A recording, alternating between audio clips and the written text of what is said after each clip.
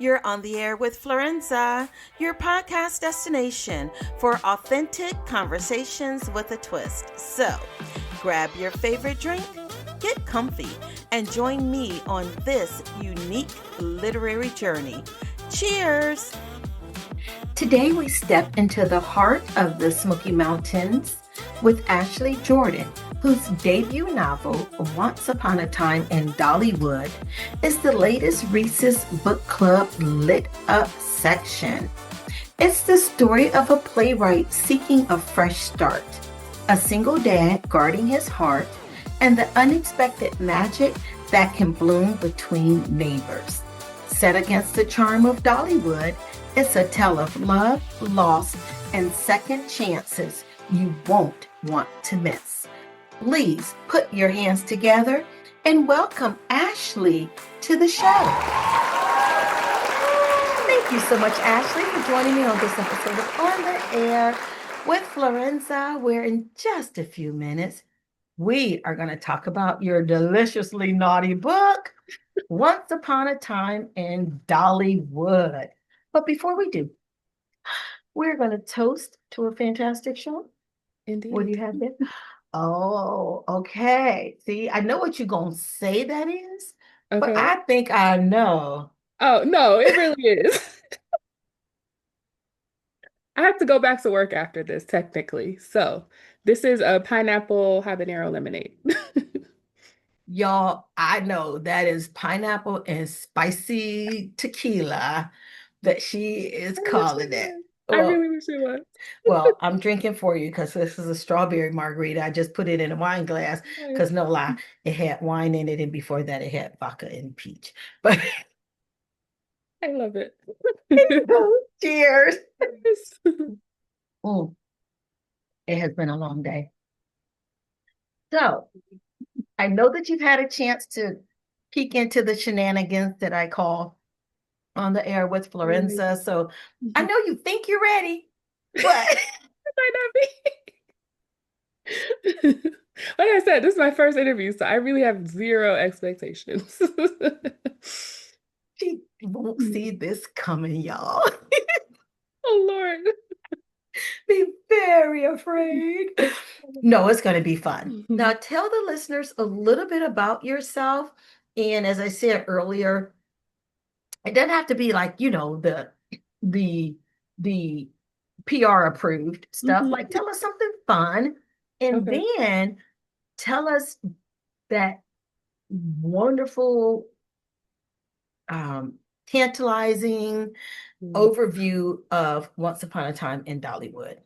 Okay, sure. So, hi, I'm Ashley Jordan. I'm originally from New York, but I have been in Atlanta since high school. So I call this my home. I love it here so much. Let's see. I guess one important thing to know about me is I do love Beyonce. Like I am Beehive down. I just got back from 4 shows over the weekend and I'm exhausted. But and you'll probably find a Beyonce reference in every book I write, everything I do. You'll realize, yes, she loves Beyonce.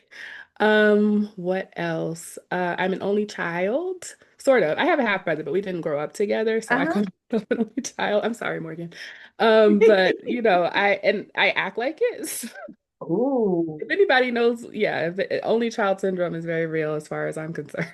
So you like just having everything the way you want it, when you want it, no sharing. 1,000%. I am the starlight. Yes, absolutely. I'm sorry. I feel like I'm a generous and sharing person, but that means that I want mine and I will absolutely give you yours, but don't ask me to share. Get your own. Yes, I'll get you your own, but you can't have mine. Let me see what else. I'm not like a writer by trade. I started writing fan fiction, and that's how I got into this whole thing. And like the fandom that I was in was very kind, and they were like, "Hey, you should really try to write original fiction." And I'm like, "That's nice, but no, I'm not gonna do that." And then somebody from BuzzFeed actually was like a fan of my work, and she did this whole story about fan fiction and everything. And she said, I really, really think you should try to get published. And I'm like, you know what? I might listen to you. Okay. And so that is how I ended up here miraculously.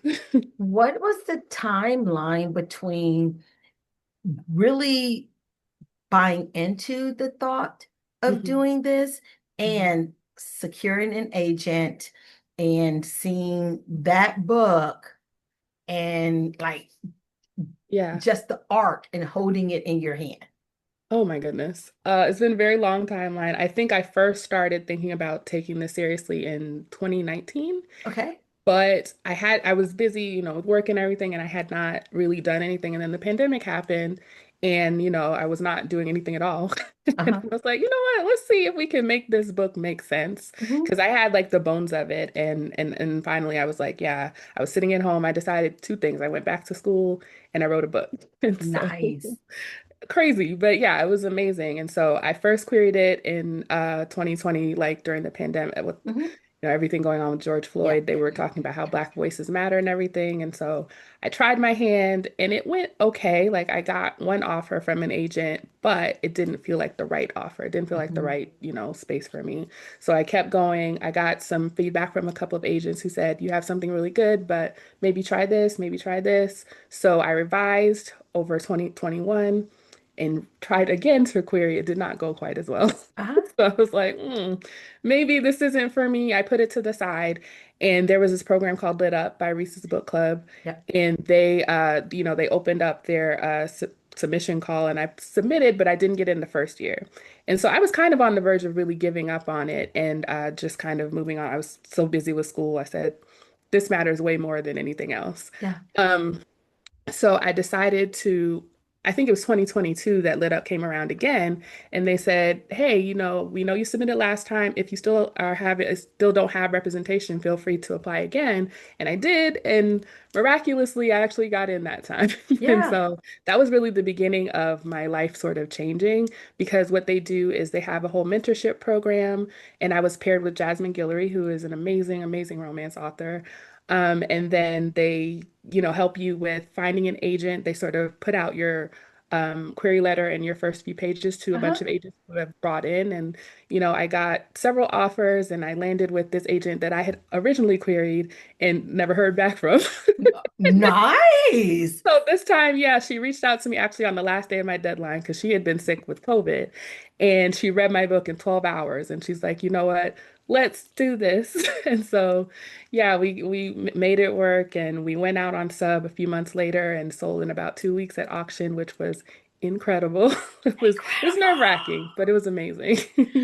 And, and Berkeley was my dream imprint, actually. So, the fact that they were in there and I got the editor that I really wanted, it's been a dream process so far, honestly. You answered the question I was just going to ask you in terms of your decision to not go with the first nibble. Mhm. Did you share that you turned it down with anyone? And if so, what was the feedback? And after you waited and got what you wanted, did you go back and go, "Eh"? Told a few people, like I know I told my mom and she said, I think you are very discerning, so you turned it down for a reason. And I think that that was the main feedback that I got is you have to trust your gut. Yeah, And I think that goes a long way, especially in publishing, because there's so many different decisions you have to make and there's no real guide. Like not many people have experience with this. So you kind of just have to go with what you feel. And yeah, that I was looking at that agent and what they had sold so far and where I wanted to be, which I knew was Berkeley. And I was yeah, like, I don't think this is the path to get me there. yeah. And so I was always comfortable with that decision, even if I never found another agent. I was really okay with that because I didn't want to go the way that They was were probably going. going. Oops. Now, are you a vision board person or are you just a speak it because once I say it, I know that God is going to align me to that spoken word? Yeah, I think I'm more of the latter. I'm more of a manifesting person. We had this joke with my fellow Lit Up fellows because I remember when Lit Up they had like kind of two rounds. And so in December of 2022, they said, "Hey, you made it to the top 10. Congratulations. We'll let you know if you're actually picked soon." Uh-huh. And they didn't say what soon would be, but I was like, "Okay, cool." And it just happened to be I woke up one morning, it was a Friday the 13th, and I was like, I feel like I'm gonna get in Lit Up today. Uh-huh. And the email came like several hours later. I could not believe it, but I was like, I felt it. And Yes. a lot of my journey so far in publishing has sort of been like that, just Yeah. speaking what you want into existence and God and the universe saying, Yeah. Here you go. There you go. Somehow. Nice. I love that. And that's like a whole master class right there for young authors to not be anxious and not feel like you have to take hold of that first, you know, offer and to make sure that it lines up with you. Because if you were either greedy or hungry and Hmm. desperate and took that first offer, I don't think you would have had the outcome that was in your heart to Right, get, right. right? And that was there for a reason. It was Hmm. to create that hunger so that you aim for it because it was always supposed to be for you. But Mm. because you tapped into that hunger for it, you said no to everything that wouldn't get you there. Wouldn't serve it, yeah. That is so powerful. Now, I want to talk about Eve in your book. We're going to dive in different elements of it. Eve's personal life is in shambles when we first meet her. What drew you to writing a character who's emotionally undone, but still reaching for hope? Hmm. I felt like, I mean, I realized after I wrote it, Eve is very close to my heart, especially the anxious and imposter syndrome parts of her. But also, there's the woman who's, very accomplished, but she's still holding on to all this baggage from her childhood and she can't quite get past it and she's got this block up. And I think that that's very relatable to everyone who is Mhm, just, we're all trying to do our best and sometimes we have these obstacles in the way that we don't quite know mhm, how to mhm. deal with. And so, I thought it was important to see, a Black woman because a lot of times we don't get to be that sort of messy and undone Yeah, and still, yeah. get all the stuff that we Function. deserve. Exactly. So I thought it was really important to make her as messy as she needed to be in order to finally, realize, she has that breakdown and it's like, all right, I've been running. Now it's time Yeah, to face it. yeah. And, I really wanted to see that play out and have that be her arc. Yeah. And I love that you have her as her occupation. She's a playwright, Yes. correct? Now, is that a part of Ashley on the low of wanting to, or you're just like, no, I need to make her so unlike me that nobody even comes back and say, tell the truth. So, okay, I don't know. My agent might be like, girl, don't say this. But I mentioned that I originally wrote fan fiction. That's how I sort of got into writing for a series. Uh-huh. So the fandom that I wrote for was The Walking Dead. And the Mhm. character was Michonne, played by Danai Gurira, who is a playwright. And so, yeah, Eve was basically an homage to Danai and, her basically getting me into writing. Oh, sweet. I love that, girl. Yes, yes. Aim that light where it originated. Yes. So Dollywood isn't just a setting. It really truly feels like a character. Mhm. What made you choose that backdrop and what did it bring to the story that perhaps readers may not sense as they're reading it? Mhm.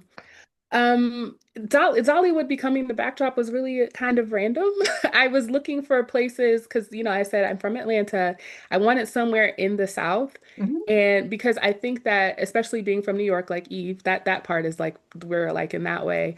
And I remember having sort of this disdain for the South when my mom would like make me come stay with my grandmother. I'm like, it's so hot and boring and there's so much grass and why do I have to be here? So, and as I got older, like I said, I love Atlanta so much. And so I was looking for a place near here where she could be secluded, but not necessarily alone. Like I wanted her to be in that area where the park is because there are so many people if she does Yeah, venture to go. So she's not completely alone with all yeah, these white people. yeah. So that's why I chose Dollywood. And then, as I was working with my agent, because I had the title before I really had what the story was meant to be. And so Mhm. as I was working with my agent, she said, I love this title, but we really need to make it make more sense. And so that's when the sort of fairy tale aspect of it for Eve came into play, where she was like, this is like this unknown place for her where it represents this fairy tale, this place that she never could be. And she built it up in her head. And I really love that I got to have her go there and experience it and see what it really meant. And yeah, I think that it represents the fairy tale in the end and what is it possible to actually have a fairy tale? That I think that that's a question the book asks and answers. And maybe it's not quite what you imagined, Yeah. but it can still, your happy ending is still absolutely possible. And that's what Dollywood represents for the book and for Eve for sure. Have you had a chance to go to Dollywood? I've been there once. I haven't been since I actually wrote the book. Yeah. So I can't wait to go back. But yeah, I've been there once. And it's odd. It's kind of an odd place. There's no place in the world like it. It And isn't. yeah. And unless you've gone yourself, and I remember just riding by and I thought, ha ha ha, Dollywood, is that a place? And then my husband's like, let's go find out. So yes, everyone should go. Yes, yes, yes. Now you balance race, infertility, and romance so gracefully. How did you approach weaving in heavy themes without losing the story's heart? Mm. It's I think it's just about trying to create a realistic narrative because I think that life is like that. We Yeah. have immense highs and immense lows, and most of it is living in that in between. And so I really wanted to make sure that I was giving these people like realistic problems that a lot of us have to work through. I Mhm, know mhm. that, especially being the age that I am and Eva is, like fertility is constantly on your mind as that clock Yeah. is ticking. And, the answers aren't always neat and tidy. Yeah. And sometimes you have to, redefine what motherhood may mean to you and what it means to want that. And I think that I really enjoyed putting Eve on that journey. But at the same time, I wanted to make sure that because she's been in this sort of loveless relationship for the past 5 years with this other guy, and it was more out of function than actually wanting to be with him. So I wanted her to definitely experience what love, actual love, and liking someone feels like. So, Mhm. it all goes hand in hand, the light and the dark, the heavy and the light, Yes. and just trying to make it reflect how our actual lives are. Talk to us about Jamie and what was it like crafting his character? And did at times you have to stop and say, oof, like, Jamie. Well, not really. I mean, for the most part, I wanted him to be someone who deserved Eve. And, Mhm. I know she's the messier one and sort of the more difficult person. And I love that about her. And I also wanted someone who appreciated that about her, who Uh-huh. wouldn't shy away from her more difficult parts and still see the beauty of her and everything she has to offer. So I think of him as like my little cinnamon roll because he's not perfect. He has his own issues, but as far as Eve is concerned and how he moves through that relationship, I really wanted someone with like high emotional intelligence and patience and Yeah. who just really would let her be soft and be soft with her. He would push Yeah. her, but not too much. Yeah. So, Nice. Talking about Jamie, he is a single dad and Eve's a runaway playwright. How did you approach weaving? Okay, bloop, bloop, bloop, bloop, bloop. That will get cut because you just answered it. I got ahead of myself. okay. I swear, girl, it ain't enough tequila. Okay. Let's talk about that creative table flip moment. What part of this novel changed you while writing it? Oh, wow. Let's see. I think that I mean maybe this is a spoiler, but No the spoilers. I mean, it's not a real spoiler, Okay. but I will say that, as I mentioned, Eve sort of has like a come to Jesus moment where she Uh-huh. realizes I need help, more help than just running away can give me. Mhm. And I think that that was a real, I mean, I had several versions of that moment where that happens, but I cried every single time I wrote it because it's such a catharsis for her and for me, just kind of Uh-huh. realizing I can't take all of this on my back and I need help. And so having her go to therapy, the original therapy scenes were much longer than they are right now. Uh-huh. I mean, my agent was like, "Girl, we don't need to see the whole hour. Give us the I highlights." needed to write it though, because I need to work through Exactly. I need to work through this. So yeah, that all of that and just sort of seeing her sort of unfurl and figure out, the only way out of this is through. Yeah, So let's go through it and, yeah, finally heal. And I yeah. think and all of that whole journey for her. it was a lot, and I loved it so much having getting to, because like I said, it was catharsis for her and for me, and yeah, it's my favorite part of the book probably. Now, you just talked about scenes or portions of scenes being cut from the book. Did Mhm. you find yourself like crawling on the floor, like you're picking up rose petals from flowers that had been destroyed by the current love because the flowers came from the old love, and you're like, no, give me my petals. I need them.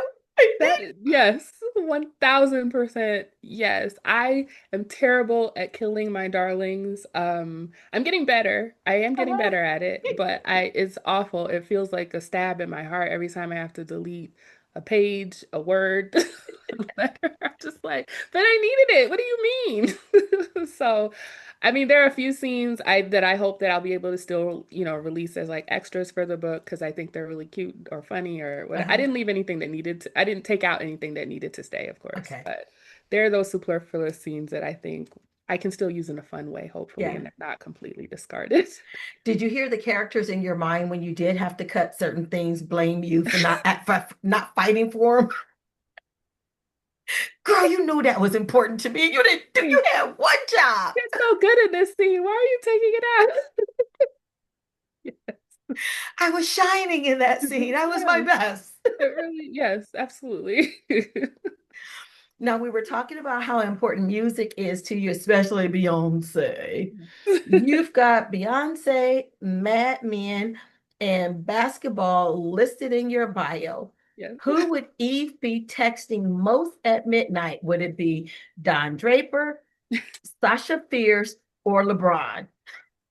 Oh, I'm gonna say Eve is a Beyonce girl. I mean, yeah, she is absolutely because she's me. So if she had her choice, she would be texting Sasha Fierce He was Sasha with her Fierce. Beachella hoodie on. Nice. Was there ever a version of the story that ended differently to include when you first wrote it and started querying, or were you always chasing that fairy tale-ish finish, that ending? Um, I'm trying to remember. I've been through so many versions of this story. It was always a fairy tale ending. It's a romance, but I want to say it didn't have quite the same ending. Uh-huh. Um, like maybe there was a wedding at one point where they ended up, or um, I'm trying to Something remember. to Like that effect. the very first version, I think she ended up having a baby or something. I don't remember all of Yeah, it. It was too long, first of all. yeah, So yeah.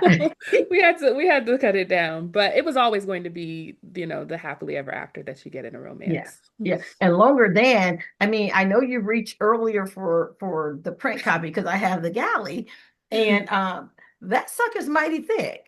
She is So, thicker than Beyonce. oh, she thick, thick. She like what I had to walk by this dude, and he was like, "Ooh, girl, you cheesecake thick." She like, "That's cheesecake thick." Yes. When I first got it, I was like, oh, nobody's gonna buy this. It's too big to fit on the shelf. But that is the arc. The actual book is a normal size. I don't know how they did it, magic. But Yeah, yeah, it is it's over 100,000 words. So you get your money's worth. you get your money's worth. You've been, we were talking about earlier about the Lit Up Fellow, and now you're published with Berkeley. What's one behind the scenes, I can't believe that this has happened moment for you throughout this debut process, your whole journey? Oh my gosh, honestly, all of it. Like I said, when I applied to Lit Up, I did not expect to get in. I like the second time I did it because I had a book already and I was Uh-huh. ready to give up on it. I'm like, just here, take it. And so when I got the emails, I was just like, my dreams are coming true. Is that what's happening right now? So and ever since then, that's sort of been because I remember when we first met for Lit Up, they were like, well, who would you like to be your mentor? Because they usually pick one of the Reese's Book Club Uh-huh. authors. And I said, well, this is not going to happen, but I would love either Bolu Babalola or Jasmine Guillory. And next thing I know, I get an email from Jasmine Guillory. And when I was meeting with agents, I said, I really want Berkeley. I really want a Black editor. There's someone at Berkeley named Essie Soga. I would really love to work with her. She worked in theater, so it's a perfect match. Uh-huh. And so, when I got my agent, I picked her partly because she had sold to Essie before. And you never know if it's going to work out where they actually want the book. But she Right. sent it to her, and they were the first people to offer. And we couldn't make the preempt work, but they were the highest bid in the auction. And Yeah. so somehow everything I wanted is happening. Talk to me about that experience of it all coming. Did you pause and say, damn, if I knew it would be like this, I should have been asking for it. Wait so long. Kind of, yeah. I mean, but like we mentioned earlier, I think things happen the way they're supposed to, Yeah. and I had to be on this journey at the specific time. Like, I probably wouldn't have finished school if I were also trying to do this, so it probably makes sense Yes. that, Yes. I Yes. got through that and then was Hmm. able to focus more on this and really put my all into editing, revising this version and, all the stuff that comes with trying to get a book ready for print. Yeah, I think it came at the right time. So I'm Nice. okay. I'm okay that it took 6 years to get here. Oh, easy, easy, because time flies. What's next? I know that your book publishes August 5th. Yes. Are you going to allow yourself time to celebrate, or are you already like up to your beautiful little brown eyes in the next project? I have to take a little time to celebrate because I am very lucky that my publisher is sending me on a book tour. So, yeah, which is crazy for a debut. There will be some news that happens on August 5th that I'm very excited about. And so we're going to be in Atlanta. We're going to the West Coast for Portland, San Francisco, and LA, and then I'll be in New York. I hope to go to Tennessee very soon. We couldn't make it work just Okay. yet because my book got moved up. But yeah, I would love to do that too. And then, yes, I have to dive right into book two, which is in the middle of getting approved. But my goal is to write about Eve's best friend, Maya, and her Okay. girlfriend or fiance-ish. Uh-huh. So it'll be a sapphic romance, which I'm so, so excited about. And it'll be about Yes. their journey, and we'll learn more about them. So Oh, where are that's the my goal for the listeners? rest of the year. Where are the listeners able to connect with you and follow you and become a fan of Ashley's? I am mostly on Instagram, I guess. I'm at Ashley Jordan Writes. That's just, my website is the same, ashleyjordanwrites.com. Um, you can go to Twitter. I'm just scrolling there. I don't really Yeah, yeah, post yeah. anything. But if you want to go there, I'm Uh, Ash actually on Twitter. nice. What's something that you would love to share about the process, the journey, yourself, that may not necessarily find its way to being a question that you're asked? Mm. I think that one of the really important things about entering publishing, if this is something you're aiming to do, is keep your eyes on your own paper. It's really, really hard. It's really, really hard. But Oh, you about your to wear journey, my tambourine. We're about to have church. listen, it's something I've learned the hard way, but you cannot compare your journey to anybody else's. Wow. Keep your eyes on your own paper. Do what you need to do to get where you need to go because comparing yourself to others is only going to lead to disappointment and heartbreak and driving yourself crazy. So, Wow. yeah, that's something I try to keep in mind constantly. Listen, and I hope this makes it on the cut. You have given ample reasons why so, but keeping your eyes on your paper got you to the best deal. If you would have been looking at the fact that other people got deals, you would have been so eager to Hmm. take that first nibble. And I don't know who the first people were. And we applaud them because Yeah, they did show interest they and they saw met a something in it. purpose. Yeah, They let absolutely. you know that your seed was viable. Yes. And to So they keep served a going. Yeah, purpose. Yes. absolutely. But if you would have been comparing yourself to someone else, you would have jumped on that just for the sake of being Mhm. able to brag, and you would have missed all of this. Exactly. Girl, you better Completely. preach.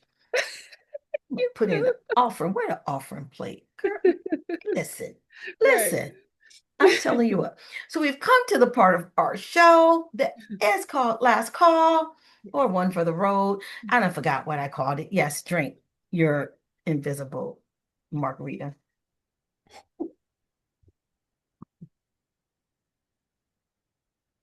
Okay. I really probably need to not pour so much. That won't happen, but I just wanted to voice it as a confession. All right. I have some personal pop Okay. questions. And I think these are going to be fun. Some are fill in the blank, some are just like really short answers. Okay. But the first one is, oh, I'll save that for last. What's something your characters would roast you for if they met you in real life? Okay. I try to be better about this, but I am deeply disorganized. Are Like you? I But am, your books are freaking color coordinated. Mine looks like listen, this is an illusion. This is not what my life looks like for real. So if they had to meet me in real life, they would learn very quickly, oh, you don't have it together. Okay. So yeah, no, that's are what I'm you an mostly thinking. outwardly disorganized or like me, a true Gemini, where everything that people see is in order, but if they open your closet and look under your bed, Yeah, that's the one. Lord have mercy. Okay. Like on the outside, yeah, you wouldn't be able to tell, but Yeah. once you take come inside, you're like, oh, girl, Yeah. you live like this? Yeah. Yeah. Yeah. Because, like, yeah, I understand that. Yeah. If your writing playlist accidentally leaked, Mm. like Beyonce's unpublished song Oh list just man, leaked. Atlanta. Oh, Yeah. and was yes. What song would make you blush the most? You know what? I don't listen to music with words while I'm like writing or drafting, so Oh, I good for usually you. listen to classical music or something like that. So I don't know, maybe like the Succession soundtrack. Okay. They might be like, "Girl, what are you doing?" But it's such good music. Now, I think that's something people would be shocked to know that you're doing the classicals while you're writing, because your stuff ain't exactly Right. I know. mm, I thought you had some little spank that.